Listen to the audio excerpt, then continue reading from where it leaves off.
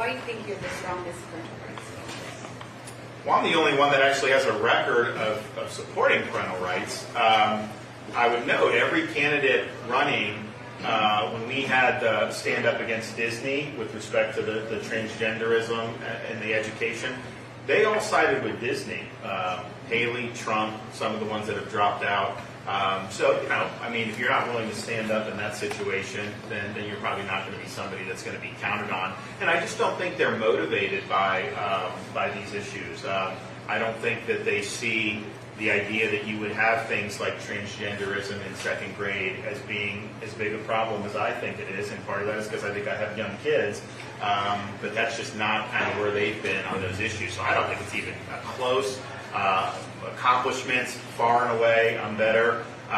Trump could have done some stuff with school choice. He could have done some stuff with higher ed reform. He had the accreditation under his control, Federal Department of Education. He could have overhauled the accreditation system. He could have done things to change funding in terms of these. He didn't lay a glove of reform on any of the universities or higher ed. Nothing. It got worse every year he was there. He didn't do national school choice. We had a tax credit provision.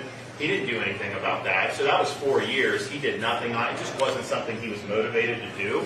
I don't think it's something that drives him. I think he's being driven by much other issues. And then Haley, she opposed school. She didn't do school choice. She was governor for 6 years. She didn't do anything on this. In fact, actually opposed school choice when South Carolina was considering it. And that's just and she left office. U.S. News, they rank Florida 1 in education now. When she left office, they ranked South Carolina 50th in education. So no achievements whatsoever in terms of choice, parents' rights, any of that. And then decided with Disney, and then even on the transgender surgeries, she said the law shouldn't get involved in that. I think she's now flip-flopped and said there should be a law, but she had said for a long time it shouldn't. Florida passed a law. I think, did you guys pass a law to stop that? Because 20 years from now, people are going to look back. They're going to be horrified that this was allowed to go on because it's just ridiculous. So they don't really have track records on this. I don't think they're motivated by these issues the way I've been. And you want a president that's going to be able to lead on these things and that's going to be able to deliver big results for the country and the American people.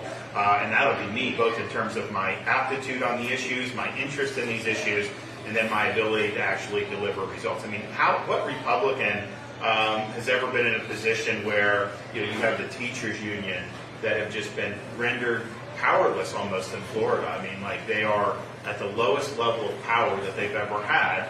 We've had Republicans complaining about teachers unions for decades now. And honestly, it's only gotten worse in terms of their behavior. COVID was a big unmasking how partisan they've become in the last however many years.